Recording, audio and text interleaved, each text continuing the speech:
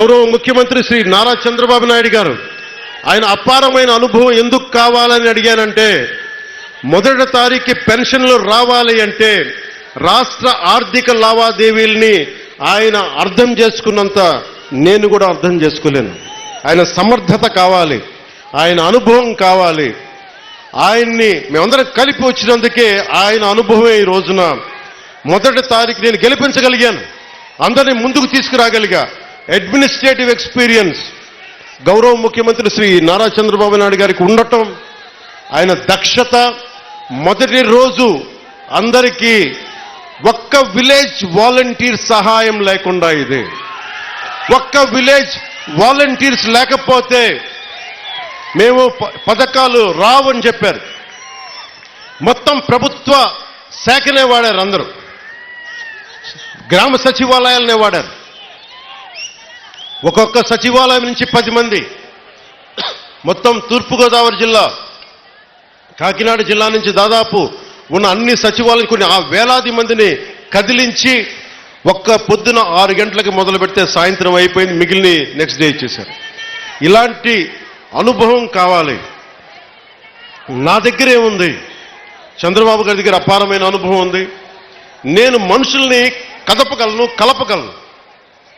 అది ఒక అన్యాయం జరిగితే నేను గొంతెత్తి మీ పక్షాన పోరాటం చేయగలను. నేను నేర్చుకుంటాను ఈ రోజున.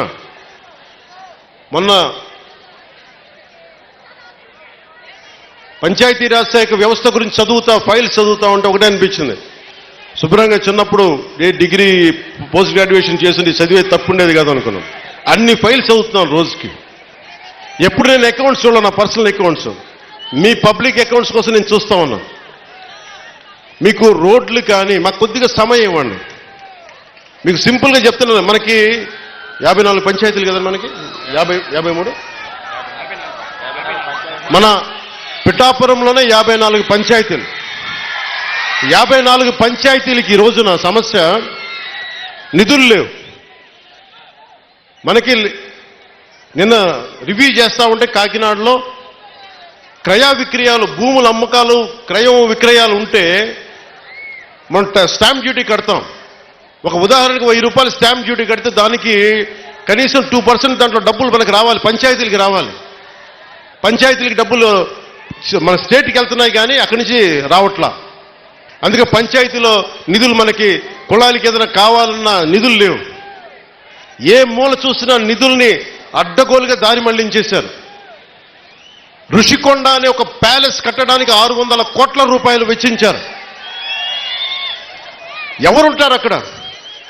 గెస్ట్ హౌస్ అంటారు, టూరిజం శాఖ గెస్ట్ హౌస్ అంటారు. సరే, సంతోషం, అది మీ సొంత ఇల్లు కాదని మీ ఆర్గ్యుమెంట్ కూడా నేను ఒప్పుకుంటున్నా. ఆ ఖర్చు అవసరమా? అదే ఖర్చు కనుక కనీసం ఒక 25 కోట్లు ఈ రోజున పిఠాపురం కానీ ఏ నియోజకవర్గంకి ఇచ్చినా రోడ్ల సమస్య తీరిపోయేది, నీటి సమస్య తీరిపోయేది.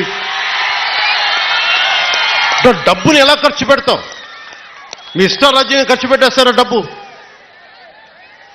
30 లక్షలతో ఎవడన్నా సరే బాత్టబ్ పెట్టుకుంటాడు, ఎవడన్నా నేనే పెట్టుకున్నాయని. ఇన్ని కోట్లు సంపాదించేవాడు నేనే పెట్టుకోను. మొన్న నా క్యాంప్ ఆఫీస్ తీసుకెళ్ళి మీకు చెప్పండి సార్ ఎలా చేయమంటారు ఉన్నతాధికారులు అడిగితే నాకు ఏం వద్దండి, ఒక్క ఫర్నిచర్ మీరు కొనొద్దు, ప్రభుత్వం డబ్బులు వేస్ట్ చేయొద్దు. ఎందుకు వేస్ట్ చేయొద్దన్నానంటే, నేను కనుక ఒక 10,000 రూపాయలకి ఫర్నిచర్ కొంటే ఆ 10,000 రూపాయలు ఒక ఉద్యోగి జీతానికి వెళ్ళిపోతుంది.